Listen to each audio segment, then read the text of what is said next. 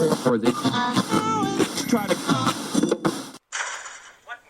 name is going on in here? What was that ruckus? What ruckus? I was just in my office and I heard a ruckus. Could you describe the ruckus, sir? Okay, here's what I would have done. Bro, no one cares what you would have done. Actually, everyone cares. Welcome to Let Me Book the Territory, the podcast made for smart marks and nostalgia nerds. Brought to you by the Embrace the Turn-Up Podcast Network. And now your hosts, A-Dub, B.A., E-Ray, and J-Mo.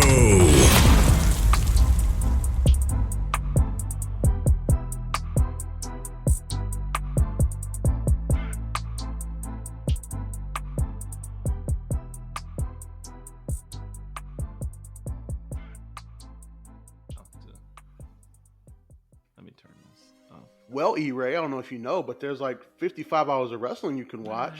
You know, it might help you to get prepared for the greatest wrestling podcast of all time. Screw that. Ladies and gentlemen, this is Let Me Book the Territory. We are here.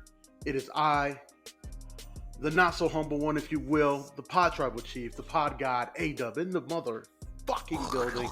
This is our special spooky Halloween episode.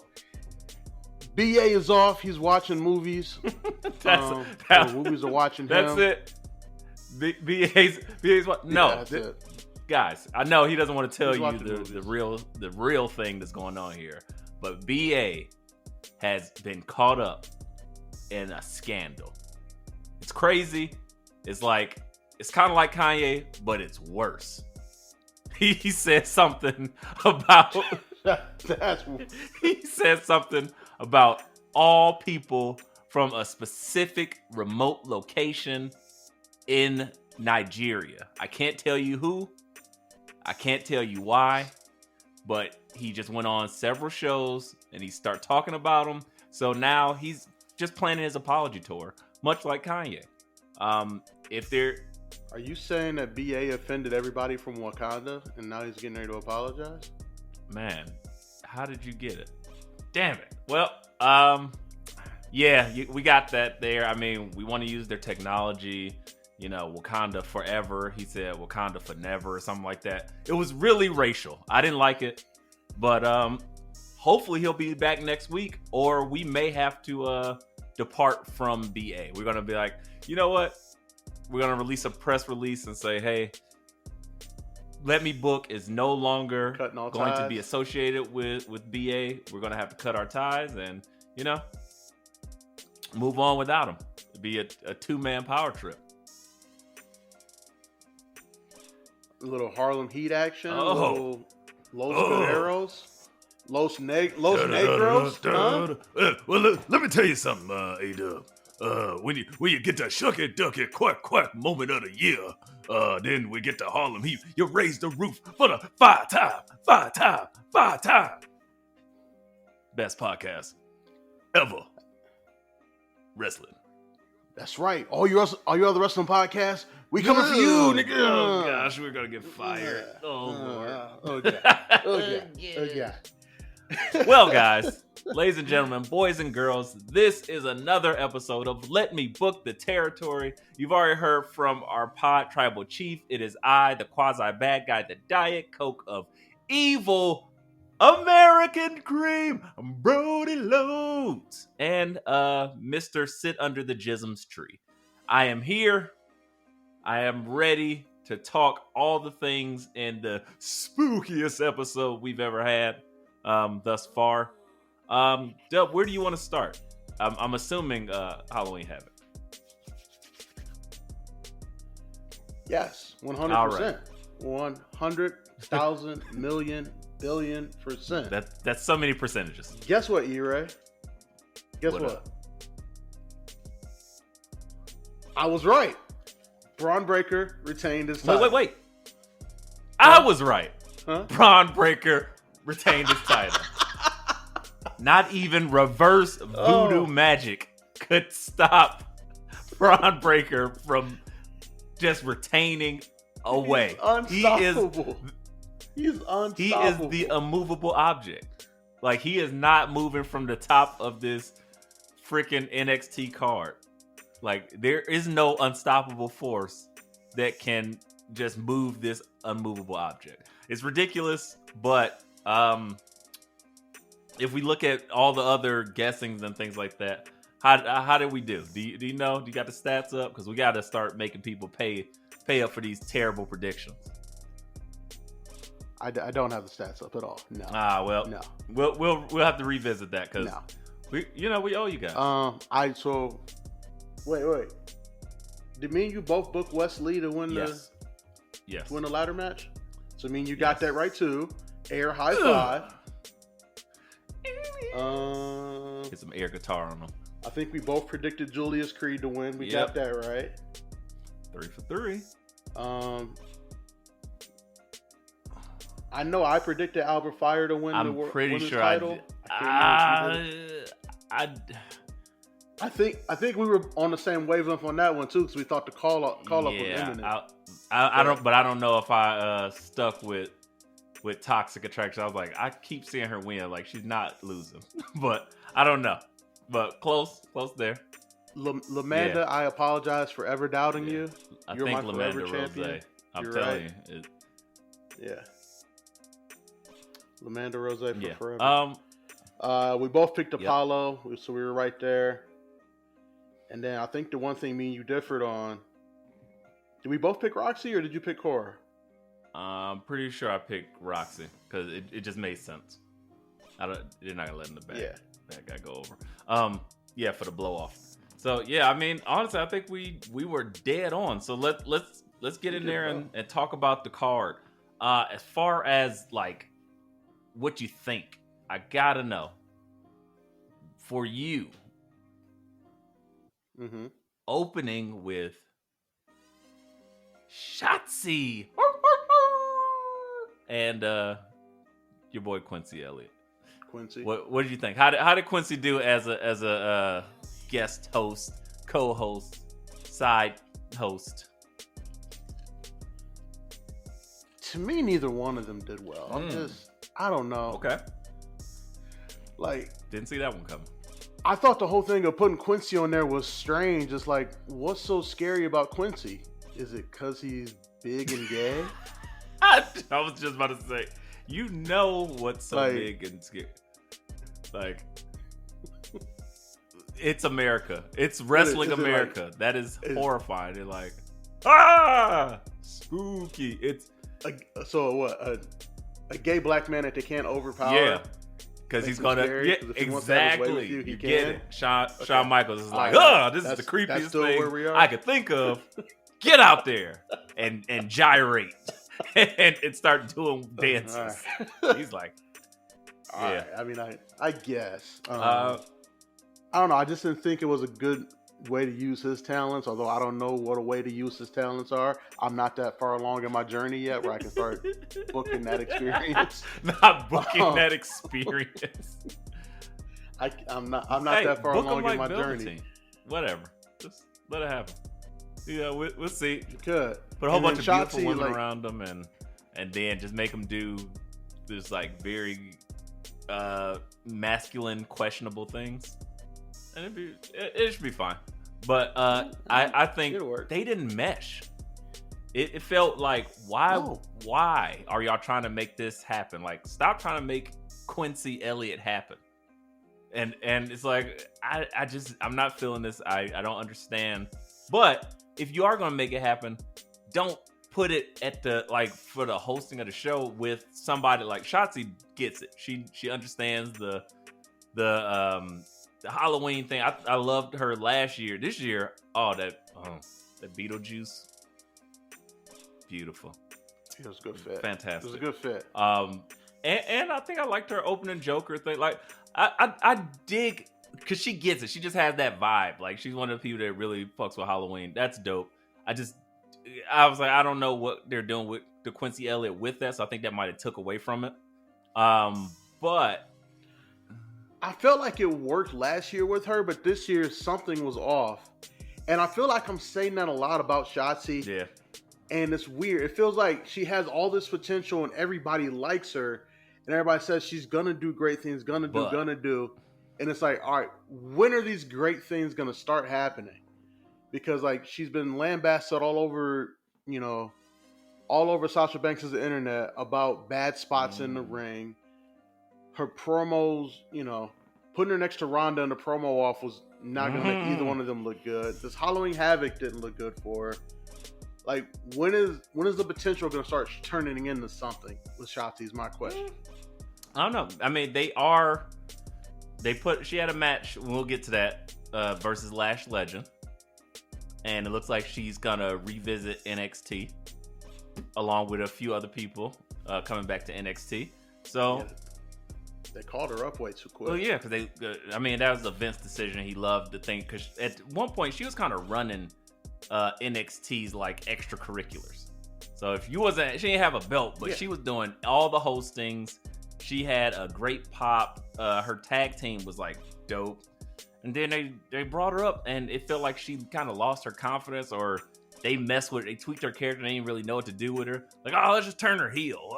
We don't know. And they were just like, okay, I don't understand. So I think that's just one of the things that she'll probably find her love back in NXT, because NXT is the crowd that will make you remember why you love this business. And it's just so fun. And there was no more was that apparent than in the opening match. The ladder match for the freaking for the North American title. Oh my gosh. The best book title in the entire business. Still holds true. Well, I own it. What a match. Even your favorite wrestler, Von Wagner, had a good showing. I'm saying, though, some people might be turning the corner a little bit. I'm not going to say that. Just a little bit. I mean, getting there. It's like, I didn't despise him, or I didn't, every time he did something, I was like, I don't care. I was like, oh, I kind of want to root against him, which is good. I was telling my girl that when we were watching it. I'm like, she's like, oh my gosh, he's getting booed. I was like, yeah, that's good. You don't want him to be silent, like, because I mean, they don't care.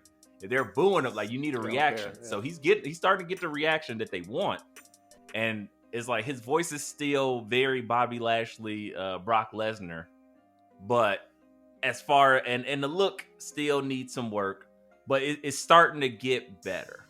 And even like how they're positioning him is getting just a little bit better. So I can't complain about it. But let's talk about this freaking ladder match. Like, when I say crazy spots, so many of them. The stuff off of the ladders, like putting 4 high flyers in this match and then having Von Wagner to balance out the power dynamic. It's just genius booking. I'll be the first one to say I was very much not a Nathan Frazier guy, but he did some stuff in this match that really was like, ooh, I like him. I started to like it a little bit because he got up there. He did some flippity flip shit, and I was like, oh, I've never seen that before. And then they even did, you know, of course, Melo's gonna be money. He's tossing people on top of doing fucking axe kicks, dropping axe legs and shit all over people on top of ladders. I'm like, oh, that's so good.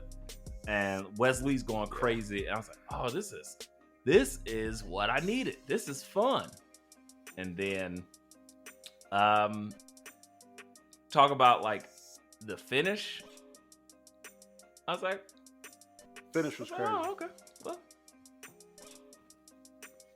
I like Wesley getting that belt. Because I think if you put it on Von Wagner, you have to put another like big guy next to him to take it off of him. With Wesley, he can work a style to where he's stronger than you think he is. So he can outpower some of the smaller guys, but also there's some power guys that can also work him a good style. And also the story, he went through so much that was out of his control with his tag team partner getting fired and going through all this stuff, having to lose the tag belts, going on a losing streak for a while. You know, it just works. It just works. Yeah. I'm just a fan, man. I'm excited to see where they go with that North American title. And also, much to our happiness and chagrin, this pretty much means Melo's on the way up, right? Of sorts. What's left to be, because he's doing matches on main event right now with Cedric Alexander. Well, see, you watch all the Fringe shows. I'm not watching anything outside of the 72,000 hours of programming through the week. I'm not watching no main event. Not watching no 205 Live, 305 Live, Rampageous, dark, elevated darkness to the black abyss. I'm not watching none of that shit. So thank you for giving me that tidbit. I had no idea.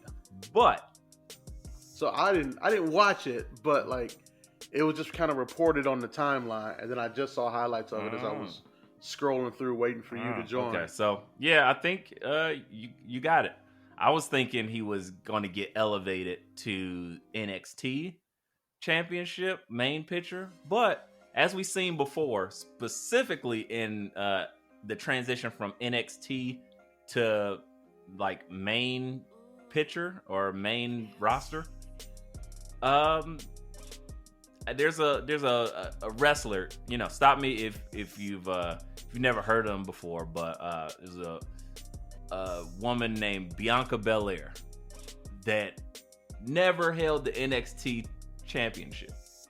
We was like, oh my gosh, she should have won. Damn, she should have won. She should have did this. She should have did that. Never got to it.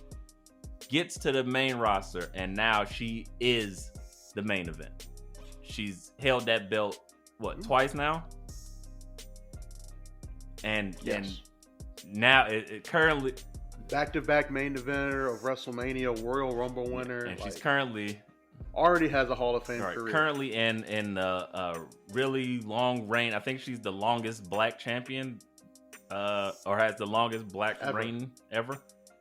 So yeah, there's that. So if Melo can get anything close to that, I think that's a good job that he's getting promoted. So not getting the NXT belt isn't everything, but just saying, I would have liked to see him before he leaves to get that NXT title. That's just me, though.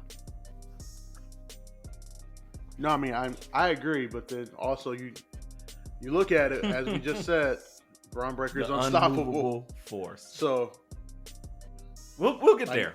We'll get there. And I think it's to the point now. I don't think they're taking that belt off Bron until he comes up. But yeah, Melo's on the way up, so essentially, your North American title picture is now Wesley, Oral Mensah, Von Wagner, Nathan Frazier, and I don't know, throw some other people in there. Yeah, I think they thoroughly established who the next main event, or excuse me, the next mid card guys are going to be, which is cool. What was the next match after that? I want to say it was Apollo. Yeah, Grayson Waller. Yeah, I enjoyed this match. I thought it was a little bit overproduced. Some of the shit they just did not need. But I was like, I'm fine with that. I still don't know what Apollo's gimmick is. I thought he was the equalizer. He is not. Now he is a sage, a soothsayer. He might be Morgan Freeman's character from... I was going to say, yeah, Mr. like Blackman. From every movie he's ever in. God... or the devil, like, I don't know what he is. He's all knowing. He can take your eyes. He starts bleeding out his eyes. He got druids. Why does Apollo Crews got druids? Are they Nigerian? I have so many questions. I don't know. Is Apollo Crews John Coffey? Apollo Crews is oh my gosh, what's the dude's name? Shit. From he's the guy from Wakanda Forever. M'Baku. Just he big ass dude, kind of evil. He got his Ape Warriors, Ape Man or whatever he was in the comics. He just got them hanging right behind him. Yeah, that's him. So, okay. Yo, it's E-Ray, the quasi bad guy, the Diet Coke of evil, the side god of pod, and I'm here to tell y'all, come check out my show, Binge Flicks and Chill. You never know what you're gonna get, but we always talking some good shit when it comes to television and the latest movies. So we want to bring y'all in. We want to make sure you have a good time. You learn something, you laugh, you cry, you might stab a nigga or two. I don't know what you're gonna get, but that shit is popping. So come check out Binge Flicks and Chill. And it's me, E-Ray, and I'm out. Okay. Not mad Look, at that. Not mad don't at blame me. I'm just trying to rationalize because at this point, I don't understand how Apollo Crews has demon powers, can see the future, and his own druids. And he's not the Undertaker. It does not make any sense. But I'm still here with it. I'm with it. The Apollo Taker? Ooh. Undercruise? Undercruise sound like Underoos. I don't like it. That's petty. Nope. Don't like it. All right, so where do you think Apollo goes from here after this match, since he did get the victory, put Grayson Waller in the casket? I think this is where we finally see him step up to Bron Breakker. Job out the Bron Breakker? It's time. They built him up a little bit, essentially. They're like, you know what? Build him up. It's time. No, build him up to break him. Break him on down with 3 Ks. There it is. Woo! Read into that what you will. Hey, big black man, let me show you a slightly not as big white man that's not as good. Wait. Does Bron cut a promo and tell Apollo not to fly too close to the sun? I don't know. He's just gonna. Bron is gonna cut a promo. If they let me write it, he would. That would be a great promo. Apollo is gonna be like, look, I am the sun god. I am the most magnificent. I got druids. Like, he's just gonna bring up everything. I am Nigerian royalty. Oh yeah, he should just be Prince Akeem from Coming to America. That would be cool. But either way. Oh, you know what would be cool? If Bron Breakker beat him once and then he realized he kind of had to go back to his roots and then Commander Aziz came back. That would be awful. I don't want to see... Sorry, I mean, look, I'm not going to root for anybody not to have a job, but I don't ever want to see Commander... You know where I want to see Commander Aziz? Fighting The Rock in Black Adam. And then somehow, like in a helicopter, Black Adam just hand claps and destroys it, and Commander Aziz is vaporized. The end. No more Commander Aziz. I don't need to see him anymore. He was supposed to be with Cora Jade. That didn't work. He was the bouncer for, or not the bouncer. He was just wearing denim and Raw Underground. Oh, that was the worst thing ever. Yeah, almost was the bouncer. Yeah. No, I don't like any of that. But just out here, I'm just saying. I miss Raw Underground. Do you? You're the only one. It was too much denim, and it felt like I was like, "What am I watching? Hey, this is Raw Underground dancing go-go whores. What is this?" It was bad. I was like, "This feels like a Madcap Moss just beating up people in denim, and wife beaters." It felt like a Jean-Claude Van Damme movie that never got financed. It was like Lionheart Part 2. Okay. Riddick Moss is what if that's what Shane's been doing while he's been away, just like filming the Raw Underground movie?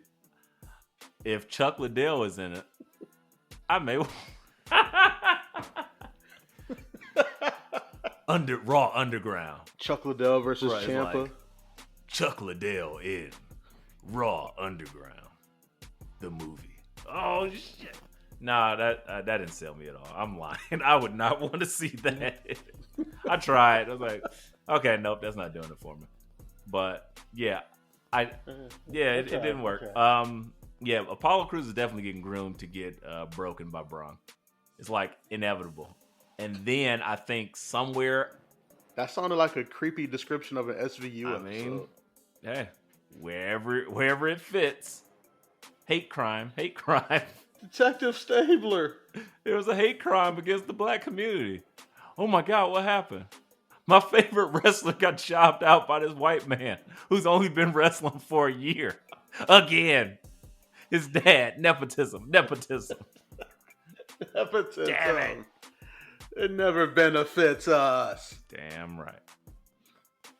But with that said, I definitely think there's going to be something going on with Bron Breakker and Apollo Crews next, because he's going to be like, now that I got that out the way, I told you I was coming for that. They're going to have a nice little back and forth, because the next pay-per-view isn't until like the end of the year. Yeah, Yes, it's like Deadline. Yeah, and Deadline. Love that is love cool. that title. I really enjoy it. So good job, Hunter. Good job, Sean, getting that going. So I think this is the perfect time.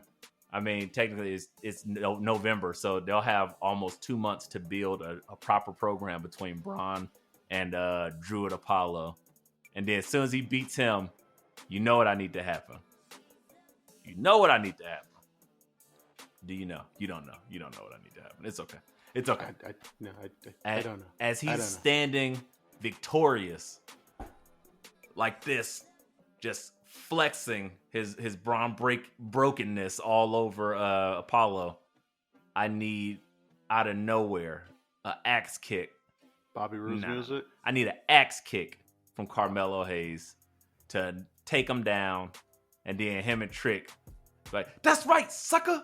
You ain't never been here, you jive turkey. And then all this craziness. You can't do what you never done, because Melo don't miss, and we having fun, or some random fucking gibberish that he's going to say. And it's going to be great, because he's just going to start rapping. That's literally what he did for Halloween Havoc. And I was like, I like it. You got me. Dressed up as Hugh it was Hefner. great. So that's all I need, and just complete it. So then you want Melo to take that belt off of Bron Breakker right before the Rumble, and then Bron Breakker to be in the Rumble. I would be fine with that, because Bron Breakker is going to be whatever he's going to be. He's going to headline like 5 WrestleMania. I mean, probably. Let's be real. What if he's the guy who's going to have to take the belts off Roman? That would just drive me crazy. Boy. I would lose my mind.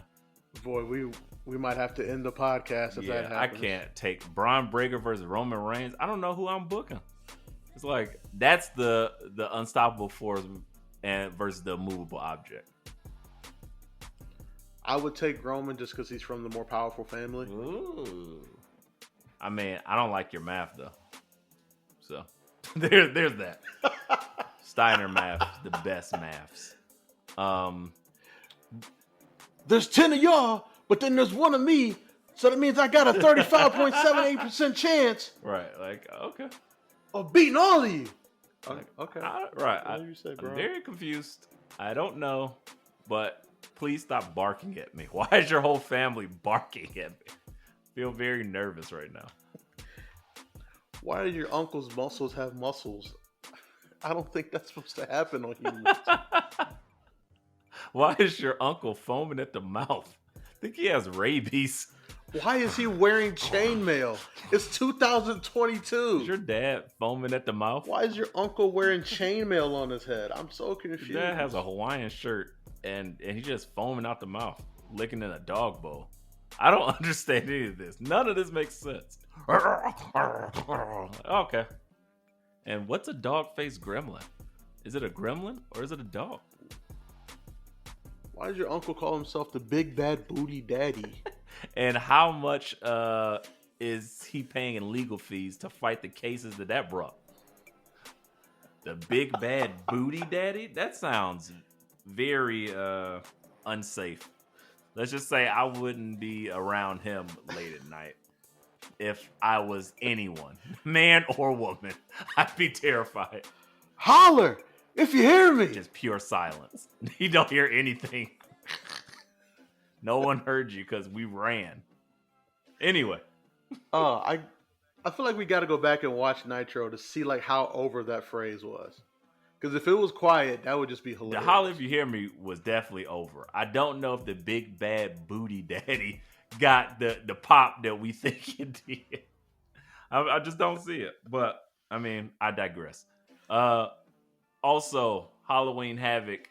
Oh, Cora Jade and Roxy. I thoroughly enjoyed this match. More than I ever thought I did. I did too, outside of that really weird table platform spot. Okay, tell me what was weird about it for you, because it was a little odd, but I accepted it because just gotta take myself out of that realm and understand, hey, it's wrestling. So all right, so Roxy goes to hit her and it's like, I can't do it. And you're like, all right, Cora's about to flip it around. No, Roxy just kind of stands next to her and then they both fall. Like, so this is what I see here. I'm gonna paint a picture for the audience here. As you said, they climb the platform.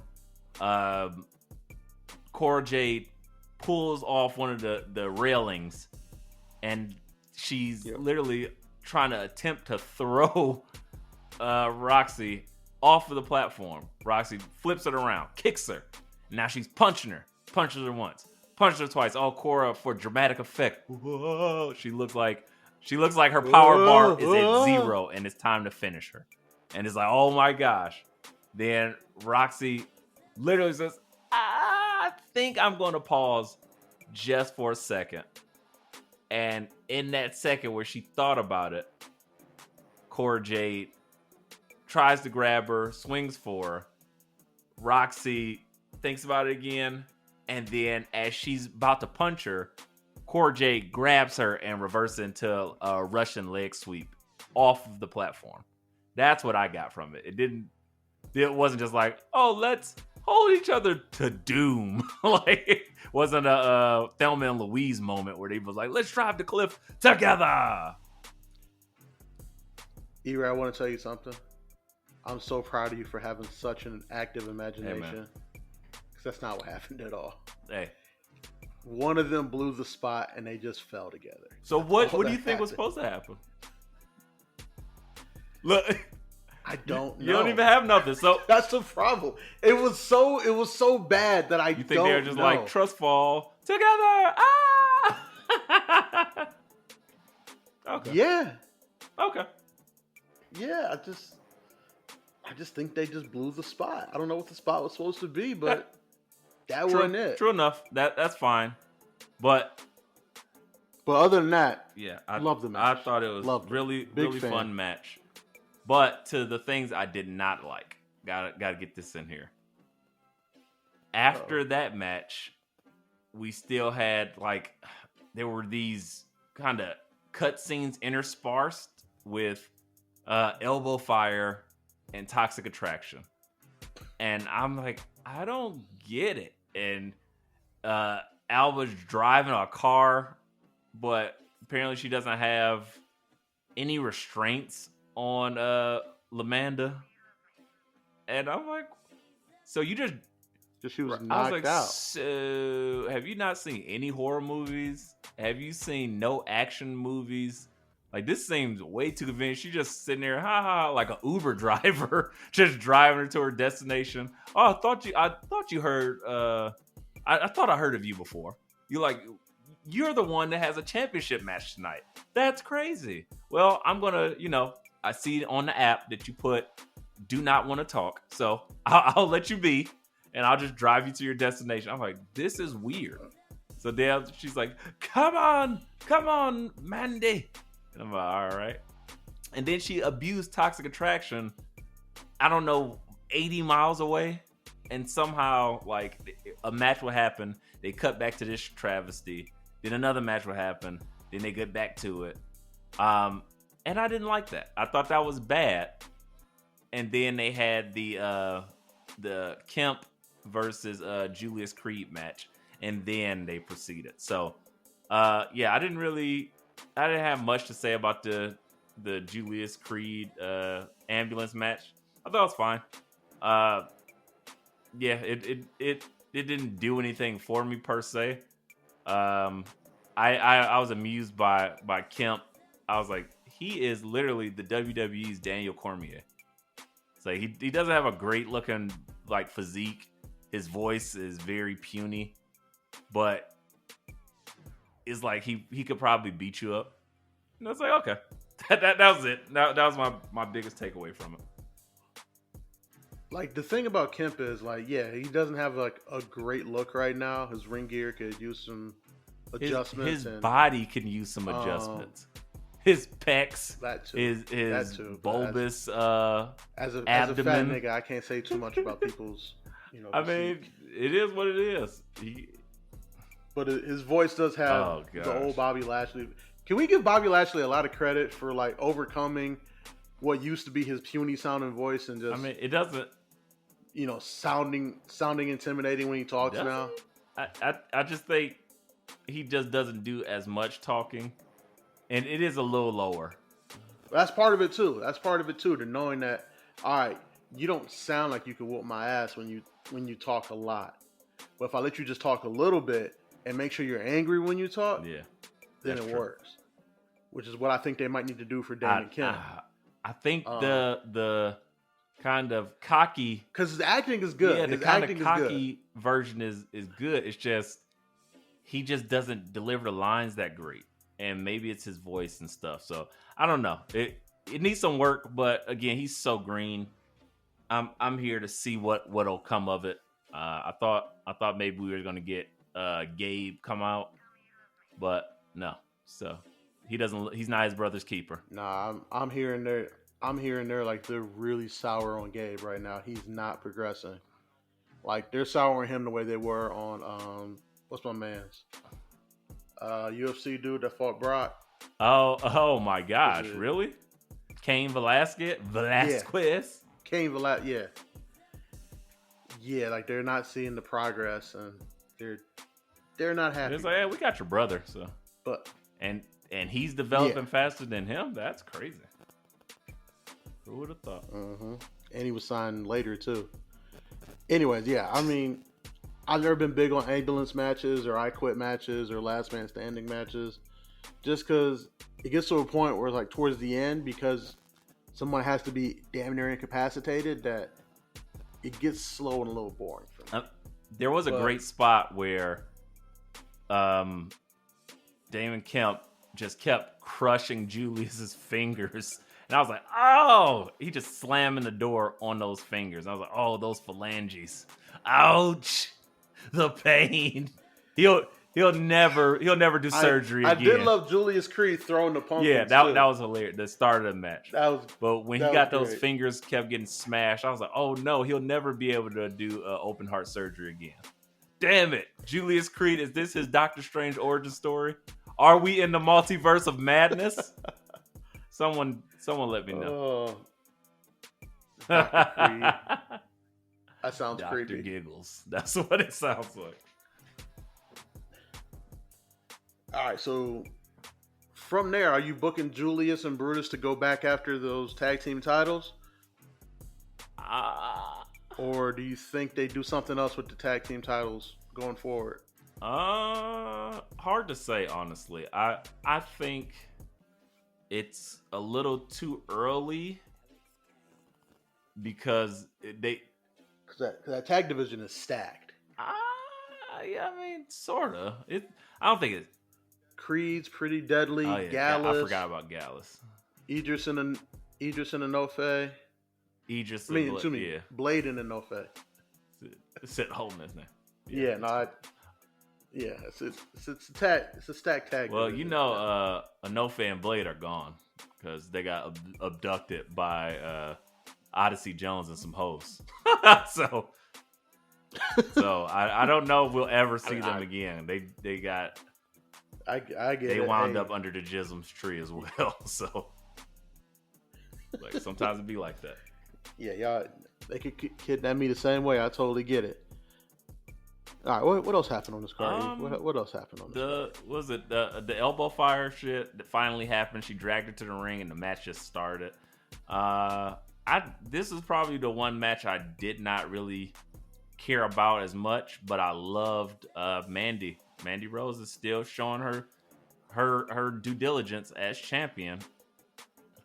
Her name is Lamanda Rose. Get it right. My apologies. Shout out to the champ. I think The forever Now, champ. you answer me this. Elbow Fire lost. She had her face paint on and everything. Where does she go from here? What up, y'all? It's your boy Smiles, a.k.a. Hip Hop Adam Schefter, a.k.a. LaJosh James, a.k.a. for all the ladies, the Chocolate Sauce Bandit. You already know what it is. Tune into an Audible Ruckus every week. And don't forget to check out my 2 shows at Shot vs. Smiles and Music Impulse on all streaming platforms, Spotify, Apple, SoundCloud, Amazon Music, whatever. Tune in. It's your boy Smiles, and I'm out.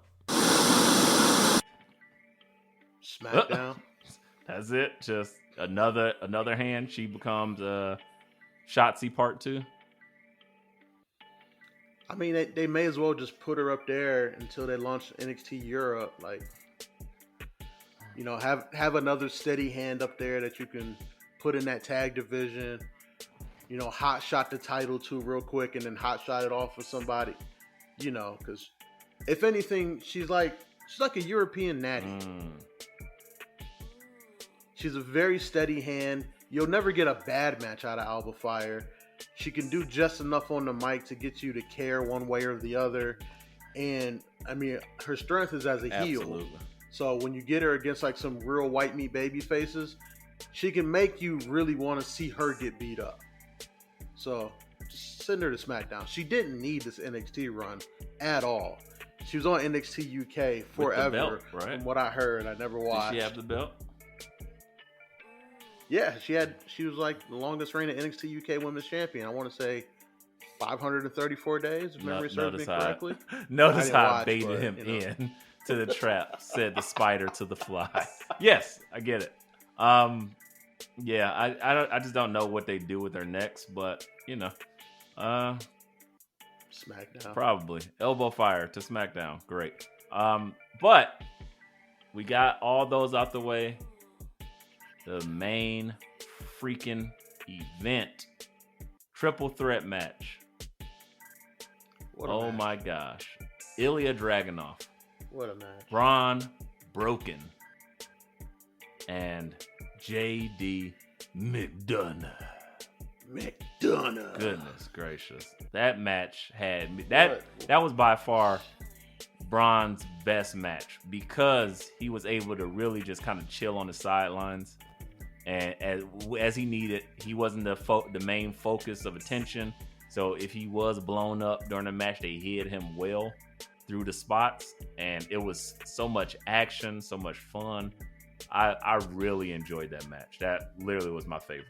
And then he could pop up and do some cool shit. Yeah, when he's called like, upon. oh, you've been sitting here for about 30 minutes. All right, come on, do this now. Oh, what do you need me to do? You need me to German suplex Yeah. both guys? And Okay. Definitely That's easy. thought we were going. They got me. They pulled me a few times. Like, oh, they about to Ilya. I was like, wait, McDonough. Ah. I was like, oh, and then When McDonough grabbed the referee's hand, oh, so good. man, I thought it was it So right there. good. Or when when McDonough threw Braun Breaker out, and I was like, oh. I thought it was over. And I was like, oh my gosh. Or even when the match was kind of like, maybe early middle tier, and Braun caught him and did his move and plan. I was like, oh my gosh, it's over. Like, this was, and then it just kept going. I was like, oh man, they got me. So yeah, I think everybody had a chance. This was a much better showing for all parties involved. And yeah, unfortunately, when it was over, I was still like, I was dissatisfied. Because honestly, to me, even though it was a great showing, it was a great match, this showed me that those other two guys are so far and ahead of Bron that it's like, damn it, they're good. And Dragunov, he wakes up and just feels like he deserves a championship. He's so good. Yeah, well, you gotta remember those guys are so far ahead of Braun. Like, I think JD McDonough's like damn near a 10-year vet, like trained by Finn Balor, and Ilya Dragunov. He from a part of the world I don't ever want to go to. He been wrestling bears and shit, Scary probably. shit. You know, he just listens to fucking like symphonies in his underwear, in his briefs. Like that's terrifying. Yeah, like he from that Eastern European block. Those crazy shit. I don't want no parts of. Like Don't want no smoke with that guy. I would fight Bron Breakker that's where like first. the Chernobyl diaries or like some type of mutants. He just be wrestling mutants because he's bored. I think he's been called upon to become the next Omega Red. Like it's so many things about this guy that is terrifying. He may be a Targaryen, the last living Targaryen that had sex with a dragon or some weird shit like that. I don't know, but the man has something. Oh, I'm so Ilya Dragunov is Omega Red from now on. That is how I will refer to him for the rest of my life. Thank you for that, Ethan. You're welcome. But I love the match. I thought it was so fun, and I think it was just so well done that I don't even know what else could have got me that excited. So that was a great way to really end that pay-per-view. And I was pretty satisfied with the overall. Then we ran into Tag Team Tuesday. So just kind of leading right into it. Right into the shit skis. Bro. I wish. Bro. Ladies and gentlemen, boys and girls, breaking news. We are no longer a 4-man pod. J-Mo, Y2J-Mo, as he likes to be called, and we refer to him affectionately as, is stepping away from the pod. And I can only give him his proper salute by bigging up the TikTok tag team champions, mind you, versus the Lions Den. That's all I'm calling them. That's what they are. The Lions Den is the tag team they're going to get. So, man, that match was incredible. I never thought I would say that about anything involving Caden Carter and Katana Chance, because they just weren't like, to me, they weren't necessarily they didn't feel like a tag team, or they didn't feel originally, and they've built together. And sometimes you just kind of stumble upon it, and they were cool, they were fine, but I don't know whether it's the chemistry of the ladies they were going against or what. But they got a great match, out of Nikita Lyons. They got great matches out of themselves. Girl is a professional, so we know she gets it done. But I was just thoroughly amused by, like, that match had me just in my shits. I'm like, oh my God, no. I mean, it's one of those things styles make fights. And like, you look at the style of Nikita Lyons and Zoe Stark, it's precision and it's strength versus acrobatics and and teamwork. It works. Like the moves that they need to take, like they can take from both sides. Yeah, and like you said, like Carter and Chance are definitely a thrown together tag team, but they became best friends out of it. So now the chemistry, if it wasn't natural, in the beginning, it is now because it's real. And they've worked out and they've done so much work to try to develop tag team moves. Not all of them hit. A lot of them they're trying. But whatever, if you say a lot of them don't hit or they're trying, I think all of them hit on Tuesday. When and that's the beautiful thing about, like, as you watch them grow as a tag team, they were always trying shit, and you're like, well, that one didn't really work. That one didn't really work. And Tuesday, culmination, they put on, I would say, one of the best matches of the night. This was a really good NXT NXT show to be Tuesday. To be following up a pay-per-view. Usually it's just like a bunch of bullshit. Mm-hmm. it was Tag Team Tuesday plus Dragunov versus McDonough. This was like solid. So, yeah. So respect to them, ladies.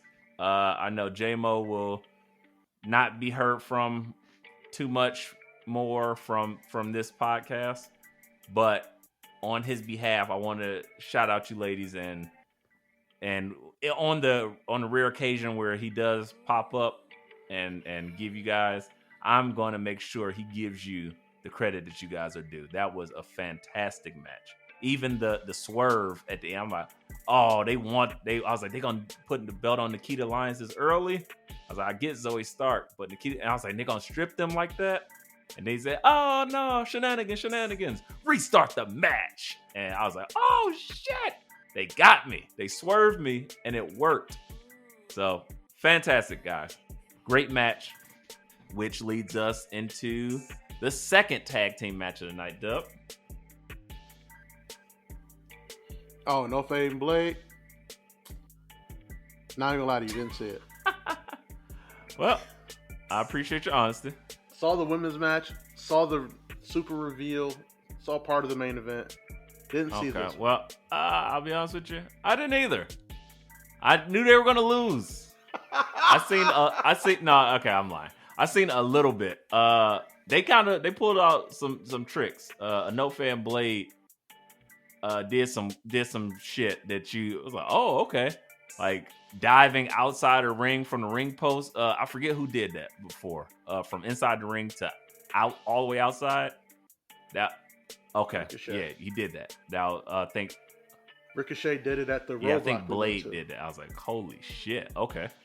Well, you got me there. And they kind of put on a little show. I missed some parts of it, but honestly, I wasn't as invested because I already knew there's no way they're getting that belt from Pretty Deadly. So that kind of took away a little bit of it, whereas I did not know if they were legitimately going to pull the TikTok tag team and put that belt on Stark and Nikita Lyons. So that took a little bit away from it, but they also brought their best that evening.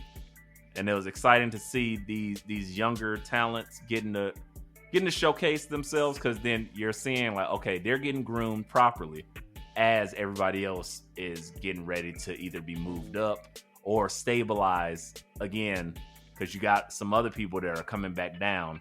You're stabilizing NXT again. It's not just a bunch of green on green action. Like it's no. So let me ask you this question, E. Is part of the fact that you knew that Enofa and Blade weren't winning the titles, the fact that Pretty Deadly is an established team, whereas Chance and Carter, even though they've been together for a long time, like so many other women's tag teams in that division, they're all just thrown together teams, so you don't know, when they could take the belts off of them, so you kind of expect it a little more. Yes. I was like, you laid it out kind of perfectly. I had to think about it. Like, because that woman, the belt that they have for the women's side, that team seems like that's the team they did not necessarily want to give it to, but they were like literally the only team left, because Toxic Attraction seems like they're being groomed for bigger things, or they're about to make that transition. So they're like, okay, here's these ladies, and you're like, okay, and then you see another thrown together tag team, but they got the traction and the fanfare that, like, I think WWE wants. So Zoe Stark and Nikita Lyons, it was like, wait, what? But it seems to be working, like at least in the fans' perspective. So it's like, okay, they might actually get these belts. Versus, I looked at Pretty Deadly and I was like, versus a no fan Blade, there's no heat here. Like, it's kind of random almost. Right.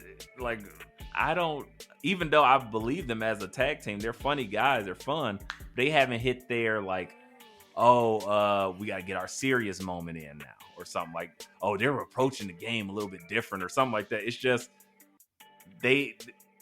but it's also just how they're presented. Two like guys. It's Blade and the two No guys. Fade. They're just two guys. Like, even if you look at Briggs and Jensen, they're just two guys as well. But the way they're presented, they're presented as two guys from the exact same part of the world. When they come out, like the little intro thing with their name bar is like special to them. Like they feel like a put together team. And even though they've been together less time than Blade and Ofe have, you buy them more as a team than you do an Ofe and Blade. Just of how the presentation is. I don't know why wears a sweater vest all the time. I don't get it. And then you got one that's like, hey, look, I'm abtacular. I'm not wearing a shirt ever. And it's like, okay, do one thing or do the other or do the odd couple thing, but make it apparent. But it's like right now, there's not really a gimmick there. So I think that, even though I like the guys, I like what they give them. They give them some funny stuff to do. They're doing some shtick. But yeah, you know, it is what it is. But yeah, other than that, for NXT, there were, I think, 2 more things that are relevant, let's say. Well, 3, honestly. Where you want me to go? Small, big, or biggest? Biggest. Okay. Biggest. Well, biggest thing of the night, NXT. R-Truth returns, baby! What's up? What's up? What? During Wes Lee's central coronation addressing the NXT universe, Grayson Waller comes out and starts to kind of jib-jab. Next thing you know, R-Truth's music hits, and R-Truth in a Joker outfit comes down, performs his song, and has me crying hysterically because he is so good at what. Hey man, what you talking about? Are you from London? And Grayson Waller, it was just magic on the screen. It was like the funnest segment to me. I enjoyed it more than I ever should enjoy anything of that like cheap pop nature. But I now understand exactly why R-Truth is a national treasure. Protect that man at all costs. And yeah, let him have his Grayson Waller match in NXT. Shout out to J-Mo. Gone but not forgotten, because here's another one of your guys. Grayson Waller and R-Truth. Man, these segments are like, I think they're doing this to spite J-Mo. It's great. And Wesley, I will say that's going to be one thing we're going to miss about J-Mo is we're not going to know how much Grayson Waller is really working. I know. I need a J-Mo barometer. We just need his face, and like it turns redder and redder, and then all of a sudden the steam just pops at the top. Like, yeah, I need that. You're like, oh shit, Grayson got something here. And I'm a fan. I'm like, this Grayson Waller's great. He's great. So yeah, no, he's great. I'm picking him to be the guy to take the belt off of Bron Breakker now. It's got to be somebody. Eventually we're gonna get it right. If you guess everybody on the roster, eventually we're gonna land. So I feel you. But yeah, that was the. Unless they just sign somebody random and takes the belt off of them.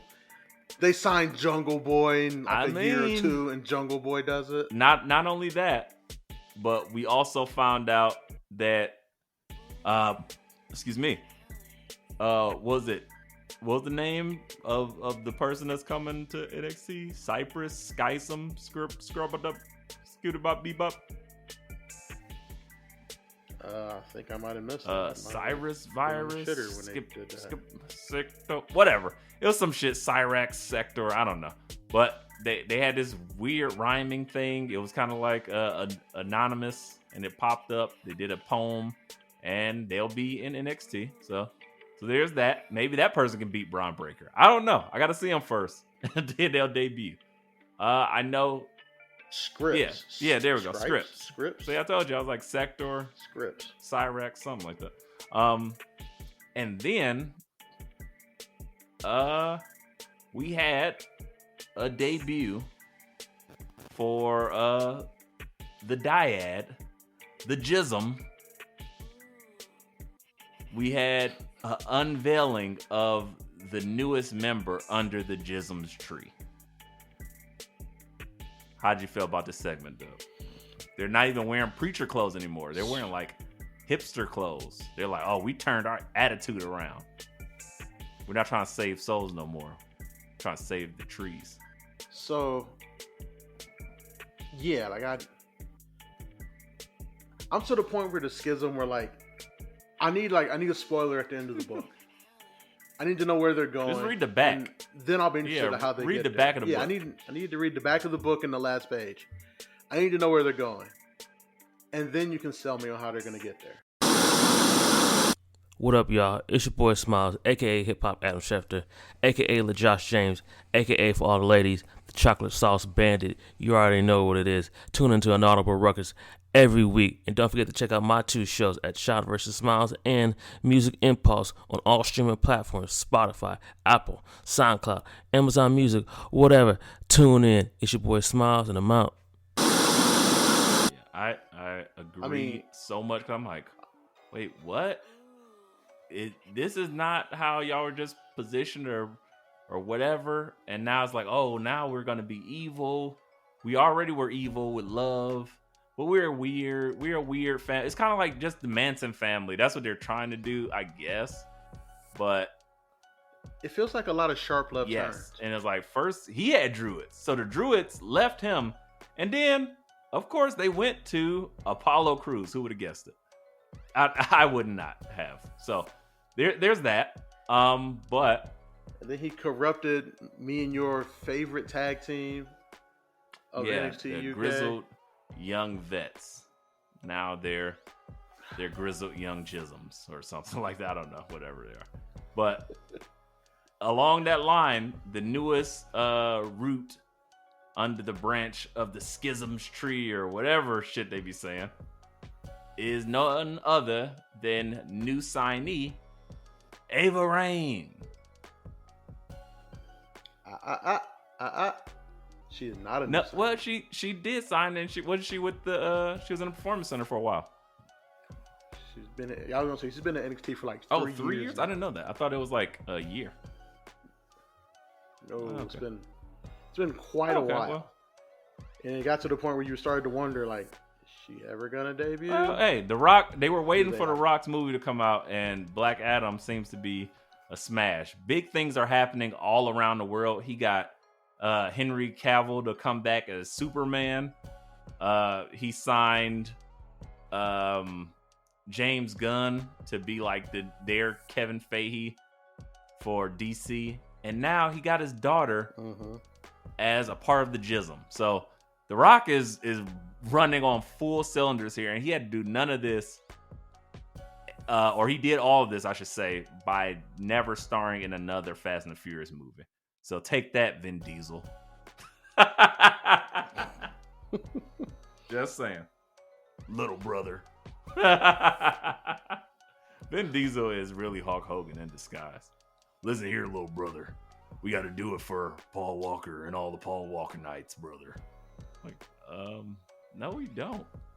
So she's 21. So she's been in NXT for at least 3 years, maybe 4.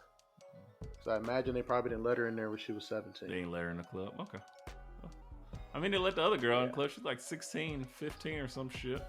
And she joined Chase U. What? Yeah, exactly. You delete her from your brain as soon as you found out how old she was. Just like the rest of... Anyway.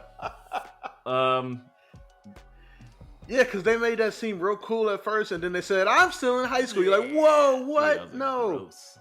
You're not cool You're at not all. cool at all. You're a baby. No. You're a child. Stay away. Yeah. So yeah, that was all of NXT. I thoroughly enjoyed Halloween Havoc and the show after. But of course, there's more wrestling. Because there's always more wrestling. But I don't really feel like talking about it. What else do we got? Let's just skip to the things that you care about. How about that? Let's do that. Things we care about. Things we care about. I went to SmackDown last Friday. Oh, it was great. Oh, talk about it because I didn't watch it. So shout out to the homie Ant. Me and him went. It was Ant's birthday weekend. We went up there. Good time. Sat right on the entrance ramp. Still have yet to turn it on to see if I can see myself on TV. Did you? But I will tell you this. The main event, it was Marcel Bartel. What's his name now? Ludwig Kaiser. That's his name now. Kaiser. Versus Rey Mysterio. Loudest pop of the night. Okay. Imperium is like uber over as heels. These people were booing every step that man took. Walter was barely involved, but they booed him. Yeah. Definitely a lot of nationalism in Toledo, Ohio. Shocking, right? But no, it was a good time. One drawback is when they do segments like on the screen, that's like backstage stuff, the way the acoustics are in Huntington Center, you can't hear a word they're saying. So I still have yet to watch that Bray Wyatt promo from last Friday. Next two of us. Also, Bray Wyatt, what do you think they're doing here? Are they doing the multiple personality thing? Is the White Rabbit actually another person? What do you think they're doing? Because I haven't seen enough, but I think that's exactly what they're doing. I think they are doing some type of Bray Wyatt is the schism. He or not say schism. He is the White Rabbit, but it's cool because the White Rabbit is off screen. So and Bray Wyatt is still on screen. So you're like, wait, I thought the White Rabbit was Bray Wyatt, but now you're actually getting to see a visual representation of Bray Wyatt's one of his manifestations or one of his things. So I was like, that's what I think is happening, because in the middle of Bray Wyatt cutting like a really good babyface promo, this White Rabbit character pops up and you're not doing that shit. Let's get it. Let's get real nasty on them. And I was like, whoa, okay. Do the Humpty Hump. Like that shit. So. The Humpty Dance is a chance to do a hump. Doing it, baby. Do the White Rabbit hump. Whoa. White Rabbits do a lot of humping. Hey. I'll give you that. All right, but other than that, I will say SmackDown was fun. Nothing really of note happened on Raw. It's one of those weird, 2 weeks before pay-per-view. And part of the thing about that pay-per-view is that 98% of the roster flies halfway across the fucking world for this blood money. We already know who won't be there. Or do we? Sammy? Talking about the Honorary Uce? Because remember, he's never been in a main storyline while while WWE Royal Blood, Oil, and Guts was happening. Will the Usos be there? Probably. I feel like Saudi's one of those. I feel like Saudi's one of those places where they don't fuck with DUIs. Right, and so that being said, I won't be going there either. So me and Jay can hang out. I mean, well, maybe, just maybe, because I don't know. I have no idea. The Usos are a very interesting bunch because literally, I just seen Jimmy Uso was able to go to Wakanda. He wore a suit with no sleeves with Sasha Banks, his wife Naomi, and New Day in Wakanda at the premiere of Wakanda Forever. But he can't go to Saudi Arabia? Coincidence? Or racism? No, just saying, guys. I don't know.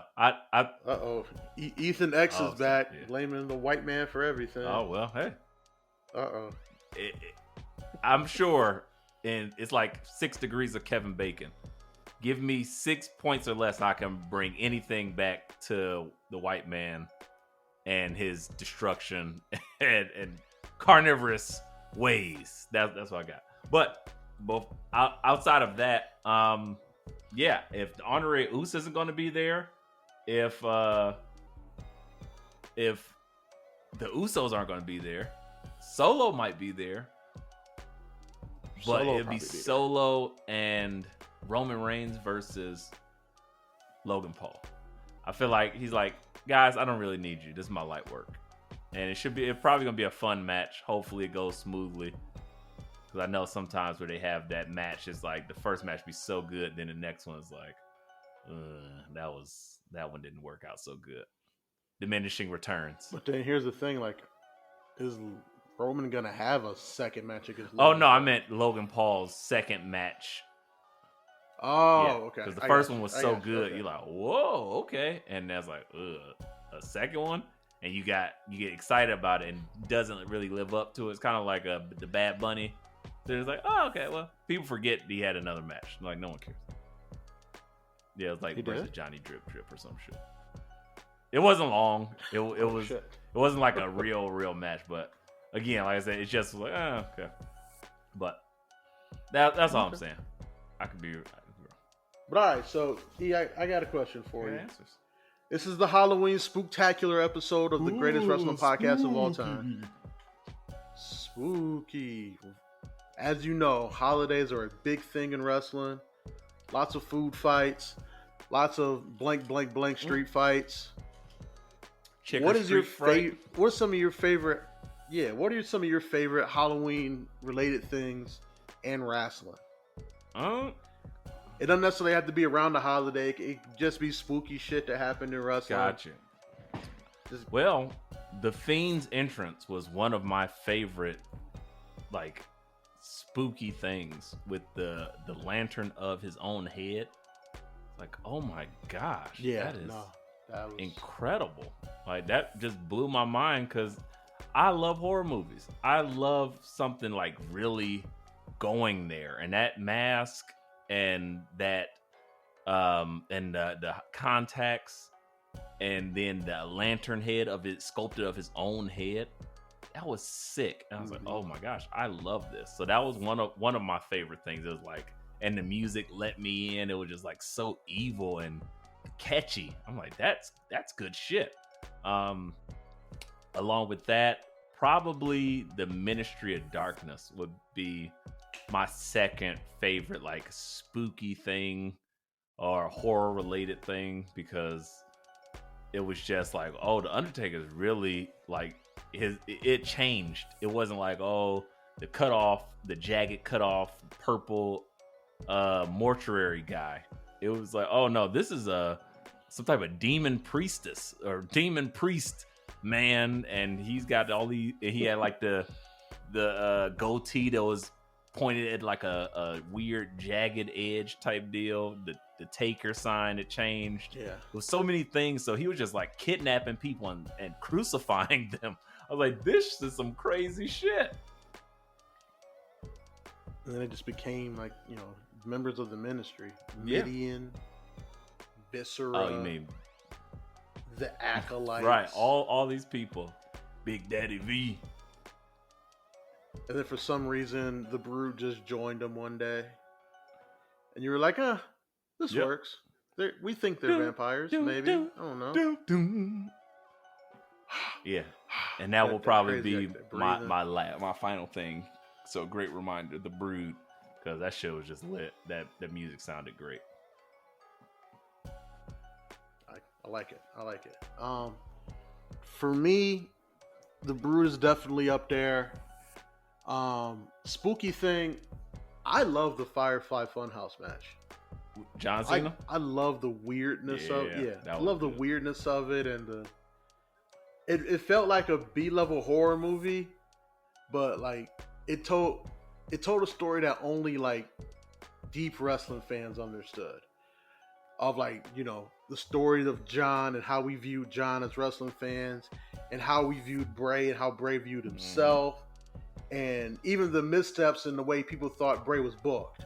It told all of that story. Like, if you didn't follow wrestling intently, you probably wouldn't have got it, but told in such a creepy way.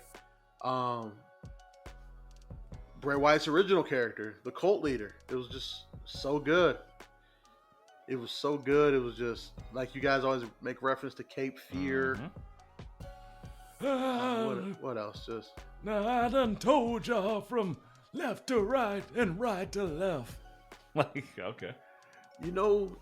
Abigail always told me that I'd be the leader of men one day. I don't like you men that I see. I don't want to lead you. You're like, oh shit. What?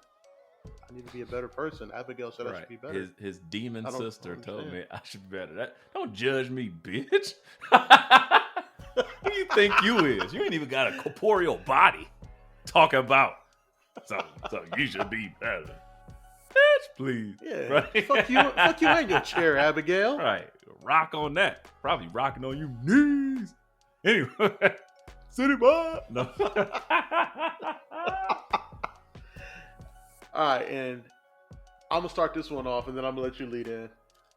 Worst Halloween themed thing in wrestling ever has got to be that zombie match that Miz and Morrison were involved in. Damn. That had to be the worst thing to come out of the Thunderdome.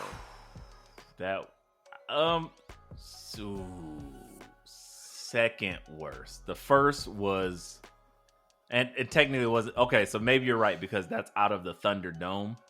Before, when it just wasn't anybody, so that wasn't the Thunderdome technically. It was just like in that era, the COVID era. The worst was just the Oh, you're right. That was before they moved to the Thunderdome. butt They were naked still in the silence Performance of the crowd and being like, "What's happening? I don't like this. This is weird." That felt so strange. Just hearing the mat slap, no like cheers, nothing. It was bad. I did not enjoy that. So there's that. Ooh, throw the flag. On the flag on the play, I gotta stop myself. I think pretty much every time they do a trick or street fight, it's just so lazy because they have one of these stupid fights per every holiday. It's like, Miracle on 34th Street Fight. 34th Street Fight. Oh no. That's the one that A sticks out. Thanksgiving Day Massacre Street Fight. Pilgrims versus Indians. Like, what? This is bad. Oh no, it's a Labor Day Pearl Harbor blast. Like, what? Stop it, Vince. This is disgusting.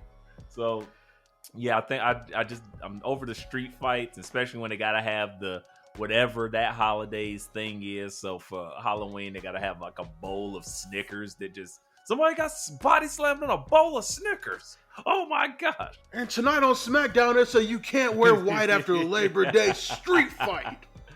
He was like, and you know better, Baron Corbin. He's like, bum ass Baron Corbin wears white whenever he wants, and then JBL's putting him over. He is a god of wrestling, and only gods can wear white after Labor Day.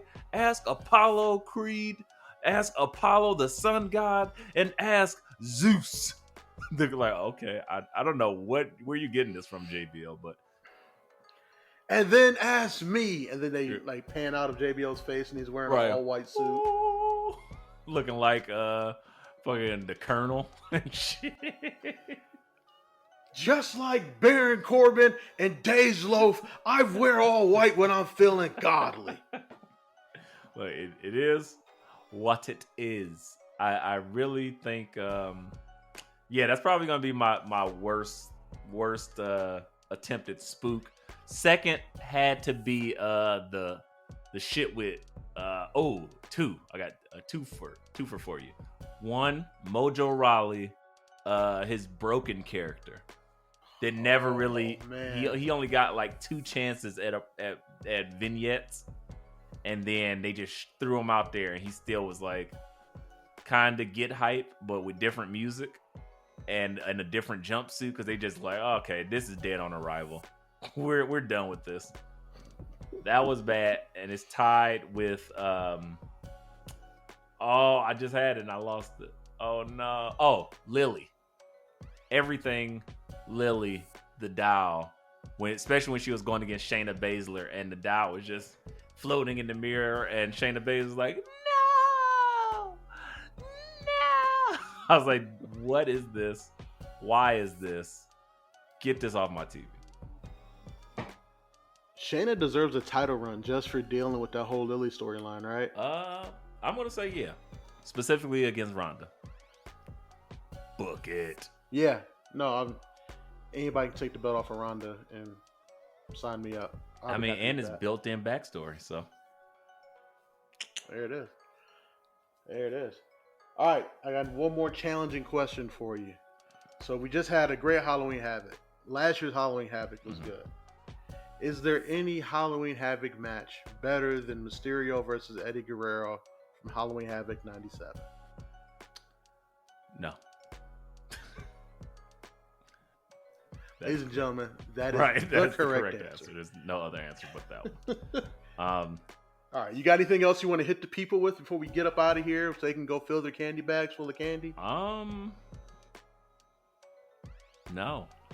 Because next week we got a stacked show. We guys been talking to AEW this week because not much going on. The Elite might be on the way back. Who knows? They're trying to buy out Punk's contract. There you go. I saw your AEW. Yeah. We'll get to it next week. Next week we got. There was one thing that's important about AEW this week. I don't even know what they're called. The Firm. They turned on MJF. He fired them for beating up John Moxley. And then he fired him, and then Ethan Page beat the hell out of him. And Frank Ocean also is in the Firm. Lee Moriarty. He beat his ass too. So that happened. Not sure where that's gonna go. Didn't I book that? Yeah, but it was just weird. Any speculation on where that's going? Because that's really weird. A full MJF. Is MJF joining the Blackpool Combat Club in exchange for? No, he's gonna take that belt off of Moxley, and he's just gonna be full face. Moxley's gonna go on vacation, and they're gonna figure out some new heels to build up. Maybe Kenny comes back and goes full heel. I always liked the heel cleaner gimmick, but I think they're kind of hitting the panic button because Moxley needs to go on vacation desperately. Punk's gone. Adam Cole might not ever come back. Adam Page is on the mend again because he was knocked unconscious. Yeah, so you got a lot of your main eventers are gone, and you could have. I mean, there's some main event heels you could put up there. You know, you could put Andrade in the spot real quick. You could put Christian Cage in the spot real quick. They got heels. Shit, the entire fucking firm. Morrissey. They got heels they can put up there, but they're out. They're damn near out of baby W. faces. Morrissey is on that original formula for Rocky IV. Whatever they were giving Ivan Drago, he's on it, and he looks fantastic. I don't want to big up steroid use, but if there's two times where I'm going to big up steroids, it's going to be baseball and wrestling, baby. Because god damn, that shit looks crazy. So that's incredible. Also, there was some stuff going on with Sammy Guevara, and I just like ugh. Who cares? But yeah, that's all I got. I don't, let's not even get into it, guys. You get a short week this week. Next week we'll be back fully loaded, ready to give some predictions on Blood Money USA or whatever it's called, because that's 1 week away, right, or 2? Week from Saturday. So okay, well, there we go. And BA will be back, and hopefully he'll be on his apology tour, because he has to say, you know what, guys, I was wrong. Everybody's cut ties with me. I want to keep one of my last few assets. So he may on air apologize to the Wakandan people. And he's gonna do it in Wakanda, believe it or not. Yeah. Don't know how he's gonna figure that part out, but he's gonna do it in Wakanda. That's supposed to be his apology. That being said, ladies and gentlemen, this has been another episode of Let Me Book the Territory, the greatest professional wrestling, sports entertaining podcast known to mankind. We will be back next week with your Blood Money preview. Guys, don't forget that WWE Blood Money 35 is going to be an afternoon show because it's in Saudi, halfway across the world. But we will be live tweeting you through all of it. But until next time, I am the pod guy, A-Dub, your pod tribal chief. If you're looking for me every Tuesday on Embrace the Turn Up. I'm still working out the kinks on Nah Fam, our YouTube debate show with Tare. Don't worry, I will get you guys some new episodes of that soon. And other than that, not Tare, E-Ray, tell them where they can find you. Two Rays, but not Tares. Very different. You can find me at E_RAY_ the bad guy for all your ridiculous content. We're still rocking through the month of October, is spooky season. So I am still watching horror movies every night, providing random hilarity, commentary, and some of my favorite scenes from good and bad horror movies. Also, that's in that same vein, Binge Flicks and Chill Season 2 is underway. We're only a couple more weeks out, I'll say. We're still doing some things and we're loading, so be on the lookout for that. As well as you can catch me on Inaudible Ruckus every Saturday. But other than that, as Dub loves to say, to sweet me when you see me, and let the madness wash over you. Yeah. We're out of here, guys.